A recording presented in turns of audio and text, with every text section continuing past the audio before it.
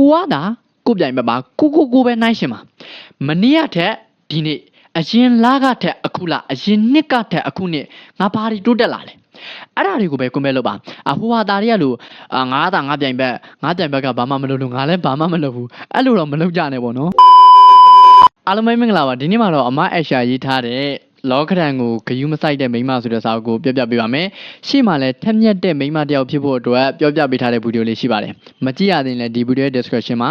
link လေးထားပေးထားပါမယ်။အခုကတော့ main ကလေးတယောက်အတွက်လောကရန်ကိုဂယုမဆိုင်ဖို့စူးစမ်းဖို့အတွက်ပြောပြပေးသွားမှာပဲဖြစ်ပါတယ်။အရင်ဆုံးပြောချင်တာကတော့ပတ်ဝန်းကျင်ကိုဂယုမဆိုင်ဖို့ပါ။ကိုဘာလို့လို့လိုက်ပြီးတော့အပြစ်တင်ဝေဖန်နေတဲ့ပတ်ဝန်းကျင်ကိုဘာလို့ဂယုဆိုင်ပါလဲ။မိန်းကလေးတွေဆိုတော့ပို့ဆိုတာပေါ့။ဟာဟိုဟာလို့ပြန်ပြီးဟိုဝစ်ပြန်ပြီးပြောမဲ့သူတွေပို့ပေါ်တယ်။ဂယုဆိုင်နေရင်ကိုလှုပ်ချင်တာတွေကဘာတစ်ခုမှလှုပ်ဖြစ်မှာမဟုတ်။လူမှုပတ်ဝန်းကျင်နဲ့တာဟာသာတာဖြစ်အောင်နေရတယ်။တဲ့အောင်ပေါင်းရတယ်။အဲ့လိုတွေပြောကြတယ်။ဟုတ်ပါတယ်ကျွန်တော်ကကန့်လန့်တိုက်ပြီးတော့တသက်မဲ့ကြီးဂယုမဆိုင်ခိုင်းတာမဟုတ်ပါဘူး။မရိုင်းထွားချိုင်းခိုင်းနေရလည်းမဟုတ်ပါဘူး။အစင်ပြောင်နေရတယ်။ဒါပေမဲ့တချို့သောပြောဆိုဆက်ဆံမှုတွေအပေါ်မှာကိုကလစ်လူရှုထားဖို့စိတ်ခံစားချက်တွေမထားဖို့ပြောချင်တာပါ။သူတို့ပြောတဲ့အတင်းတွေကကိုလုံနေတဲ့အရာတွေကိုအနောက်ရှက်ဖြစ်စေပါတယ်။သူတို့ပြောတာတွေကိုဂယုဆိုင်လိုက်မယ်ဆိုရင်ကိုလှုပ်တဲ့အရာတွေကိုစူးစမ်းနေတဲ့အရာတွေ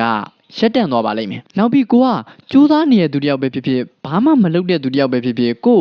ဝေဖန်မဲ့သူတွေဗလိမ့်မဲ့သူတွေကရှိနေမှာပဲ။အောင်မြင်နေတဲ့သူတိုင်းဗလိမ့်နာတွေဝေဖန်တာတွေကိုမျက်ကွယ်ပြုခဲ့လို့ကမ္ဘာအလယ်မှာတကယ်ဆရာကြီးတွေဖြစ်နေရပါ။ရိုနယ်ဒိုဖရီကလေးတစ်ချက်လောက်လွဲသွားတယ်။ဟာဒါလေးတော့မှကိုကမကစ်နိုင်ဘူး။ဗလိမ့်ခံရတာပဲ။ဒီစာရေးဆရာမတွေအမှုမဲ့အမမဲ့နဲ့စလုံးပေါင်းတပ်ပုံလေးတချို့စလုံးပေါင်းတပ်ပုံလေးတစ်ခုလောက်မှားသွားတယ်။ဟာစာရေးဆရာလုပ်ပြီးတော့မြန်မာစာတပ်ပုံတော့မှမှန်အောင်မရေးနိုင်ဘူး။ဗလိမ့်ခံရတာပဲ။လူတိုင်းဝေဖန်ခံရခြင်းနဲ့မကင်းပါဘူး။ဒီစာအုပ်ထဲမှာပါတဲ့စာသားလေးတစ်ခုဆရာတော်ဝိစိတ်တသာရရဲ့တရားစုလေးတစ်ခုပါတဲ့။ကောင်းတာလုပ်ရင်လည်းကဲ့ရဲ့မှာပဲ။စိုးတာလုပ်ရင်လည်းကဲ့ရဲ့မှာပဲ။ဘာမှမလုပ်ရင်လည်းကဲ့ရဲ့မှာပဲ။တင်ဘာနဲ့ကဲ့ရဲ့ခံမှာလဲတဲ့။ကဲအဲ့တော့ရှင်းရှင်းလေးပဲမိတ်ဆွေတို့ရောဘာနဲ့ကဲ့ရဲ့ခံကြမလဲမကောင်းတာတွေဗလိမ့်တာတွေဆိုရင်ဂယုဆိုင်ကြမလို့တချို့သောဝေဖန်ချက်တွေကိုတော့ကျွန်တော်တို့လက်ခံရမယ်ကောင်းသောဝေဖန်ခြင်းတွေပေါ့ဘလို့လူတွေကပြောကြလဲကျွန်တော်တို့ရဲ့ကောင်းကျိုးကိုကြည်ပေးနေတဲ့အတိမိတ်ဆွေတွေမိသားစုဝင်တွေသူတို့ကနေဒါလေးရတော့ပူကောင်းလောက်တယ်နော်ဒီလိုလေးတော့ပြောင်းလို့ကြည့်ပါလားအဲ့လိုကိုယ်အပြူသဘောနဲ့ပြောတဲ့အရာတွေဆိုရင်လက်ခံပေးရပါမယ်ဗလိမ့်တာတွေကိုဂယုမဆိုင်နဲ့ကောင်းသောဝေဖန်အကြံပြုချက်တွေကိုတော့လက်ခံပေးရပါမယ်ကိုကအမြင့်ရောက်လေးဆွဲချမဲ့သူတွေကပုံများလေးပါပဲအရင်ကိုမကောင်းခဲ့တာတွေရှိမယ်အမဲဆက်တွေရှိမယ်အဲ့ဒါတွေကိုအောက်ဖဲလန်မဲ့သူတွေလည်းရှိနေနိုင်တာပဲအတိတ်ကအတိတ်ပါပြစ္ဆုတ်ပင်ရနေအတိတ်ကိုဘာမှလုပ်လို့မရပါဘူးအဲ့ဒါကြောင့်မလို့အောက်ဖဲလန်မယ်ဆိုရင်လည်းလှန်ကြပါသည်ဂယုဆိုင်ကြမလို့ပါဘူးကျွန်တော်တို့ကိုယ့်ရဲ့ရီမန်းချက်ပန်းနိုင်နေအိမ်မက်တွေကိုကိုယ့်ဘာသာဖောက်ပါကိုယ့်ဘာသာဖန်တီးယူပါဘသူအကူညီမှမယူပါနဲ့background ရှိမှအမေဖေးက support ပေးမှကြိုးစားလို့ရတာမဟုတ်ပါဘူးမိဘက support ပေးရင်တော့အကောင်းဆုံးပေါ့လေအောင်မြင်ဖို့အတွက်ကိုအောင်မြင်ဖို့အတွက်ကိုယ့်ရဲ့မိဘကဘာကြီးဖြစ်နေမှာလို့ကိုယ့်အကူကဘာကြီးဖြစ်နေမှာလို့မလို့ပါဘူးအဓိကကိုကြိုးစားဖို့ပဲအခွင့်အရေးရတယ်ဆိုရင်ချက်ချင်းသုံးချမဆောင်နဲ့အချိန်မဆွဲနဲ့အခွင့်အရေးဆိုတာကလည်းခဏတိုင်းမလာပါဘူးကျွန်တော်တို့ရတဲ့အခွင့်အရေးလေးကိုရတဲ့အချိန်လေးမှာတတိချက်ချလေးအသုံးချပါရီမန်းချက်ပန်းနိုင်တော့ရှိပြီအဲ့ဒါဆိုရင်အဲ့ဒီကိုဖြစ်ချင်တာကိုရအောင်လုပ်ပါ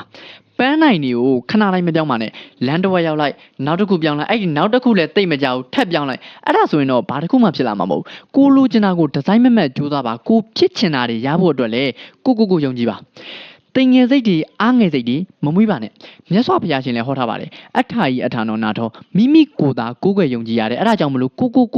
ယုံကြည်မှုအပြည့်အဝထားပါကျွန်တော်တို့ကိုကြိုးစားထားသမျှရလက်တိုင်းကိုလက်ခံပါကိုကတော့အကောင်းဆုံးလုပ်ထားတာအများကြီးမျှော်လင့်ထားတာတခါတလေကျရင်ကိုကြိုးစားသလောက်အရာမတင်တဲ့အခါတွေရှိနေနိုင်တာပဲအစိုးတွေလာရင်လည်းလက်ခံလိုက်အမားတွေဖြစ်သွားခဲ့ရင်လည်းလက်ခံလိုက်ပါတစ်ချိန်တစ်ခါမှမမာဘူးတဲ့သူကတစ်ချိန်တစ်ခါမှဘာမှမလုပ်ဘူးလို့ပါအဲ့ဒီကိုယ့်ရဲ့အမားတွေကနေသင်ခန်းစာယူရမယ့်အရာတွေအများကြီးရှိပါတယ်သုံးမဲ့အဒီတင်ကျွန်တော်တို့အခုသုံးနေတဲ့လျှက်စစ်မီဒီဖြစ်လာဖို့အချိန်ပေါင်း1000မကစူးစမ်းခဲ့ရတာသူပြောတယ်ကျွန်တော်လုတ်တဲ့လျှက်စစ်မီဒီဖြစ်လာဖို့အတွက်တဲ့အမားပေါင်း1000ကိုရှာဖွေတွေ့ရှိခဲ့တာပါတဲ့သူသာတစ်ချိန်လေးမှားပြီးတော့လက်လျှော့ခဲ့မယ်ဆိုရင်မီဒီဆိုတာဖြစ်မလာပါဘူးအဲ့ဒါကြောင့်အမားတွေလောက်ရမှာမကြောက်ပါနဲ့အဲ့ဒီအမားတွေကပဲကျွန်တော်တို့ရဲ့အောင်မြင်မှုလမ်းကြောင်းတွေစီကိုခေါ်သွားမှာပါကိုကစူးစမ်းနေတော့တခုခုလုံနေတော့မှတခြားသူတွေကကိုကိုယူနေရပြောတယ်မလားလက်ခံလိုက်ပါအကုန်လုံးယူမှုလောက်ခဲ့ကြလို့အခုလိုခင်မီတိုးတက်နေရပါမဖြစ်နိုင်ဘူးပြောတယ်မလားဖြစ်နိုင်အောင်လုပ်ပြလိုက်ပါအာကာသာတွေကိုယူလို့ဖို့လာကဘာပေါ်ကိုသွားဖို့ဖြစ်မှာမဖြစ်နိုင်တာမဖြစ်နိုင်တာကိုလုပ်ပြသွားတယ်လေလုံနေတုံးမှာတော့အပြောခံရမှာပဲဝေဖန်မှုတွေခံရမှာပဲအဲ့ဒါတွေကဖြစ်သွားပြီဆိုရင်တော့အဲ့ဒီပြောနေတဲ့ဗဇက်ပေါက်တွေကသူ့လိုပိတ်သွားပါလိမ့်မယ်လက်ညှိုးထိုးတာက သူတို့လို့ပါအဲ့ဒီထိုးနေတဲ့လက်ညှိုးတွေကိုကိုကလက်ခုပ်တီးလာနိုင်အောင်လုပ်ဖို့ကကို့လို့ပါဘသူနဲ့မှမနိုင်ရှင်ပါနဲ့ဘာလို့လဲဆိုတော့ကျွန်တော်တို့ကမွေးတဲ့နေရာလည်းမတူနောက်ခံ background လည်းမတူအဲ့တော့ဖြစ်တည်မှုတွေနေရတာတွေလည်းတူညီမှာမဟုတ်ပါဘူးသူကကြတော့ဓာကြီးကန်ပြီးတော့ငါကြတော့ဓာလေးပဲကန်ရတယ်ဆိုပြီးသိငယ်စိတ်လည်းမဝင်ပါနဲ့ background မတူလေကိုကသာကိုပြိုင်ဘက်ပါကိုပဲနိုင်ရှင်ပါမနေ့ကထက်ဒီနေ့အရင်လကထက်အခုလအရင်နှစ်ကထက်အခုနှစ်ငါဘာတွေတိုးတက်လာလဲအဲ့ဒါတွေကိုပဲကွန်ပဲလုပ်ပါဟိုဟာသားတွေကလို့ငါပြိုင်ဘက်ကဘာမှမလုပ်လို့ငါလည်းဘာမှမလုပ်ဘူးအဲ့လိုတော့မလုပ်ကြနဲ့ပေါ့နော်လောကရန်ကိုမကြောက်ပါနဲ့လှိုင်းမရိုက်တဲ့ကန်းဆိုတာမရှိပါဘူးအဲ့ဒါကြောင့်မလို့အခက်အခဲတွေတွေ့လာပြီဆိုရင်လည်းရှောင်မပြေးပါနဲ့ရင်ဆိုင်လိုက်ပါရှောင်ပြေးနေရင်လည်းထက်တွေ့မှာပဲလောကရန်ကိုမင်းပါကောင်လဲငါပါကောင်လဲစိန်ခေါ်နိုင်အောင်လုပ်ပါဘေးဒါပင်ကိုတွေ့ပါလှိုင်းတန်ခံလိုက်ရဟာဘဲဥကတိုးတာခံလိုက်ရ तू ဘာမှမဖြစ်ဘူးကြန့်ခံတယ်ဘေးဒါပြန်အန်ကိုခဲပန်းပန်လေးရပဲ